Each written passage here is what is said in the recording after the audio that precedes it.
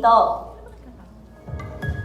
Hello po, ako po ulit si Michael Sager. Gusto ko lang po want to say good afternoon to all of you. Thank you for being here. It's such an honor, and of course, first time namin mapanood ni Jill yung teaser and actually the cast, and we're just very excited for what's to come.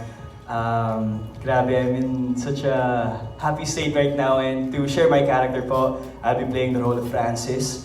Francis has similarities to Yuan from Shining Inheritance, but with the magic of Direk Rado, the writers of the show, we made sure to really level up myself in terms of acting, in terms of performance, especially with Tita Ann, our coach, kasi this time po, sa Shining, merong heavy drama. This one in My Longo Girl, it's about romance and comedy, and for the very first time, Jillian and I will be paired up for a full show. So, ang pinaghandaan ko talaga dito is how I can improve myself in terms of yung mga malalapit naming eksena.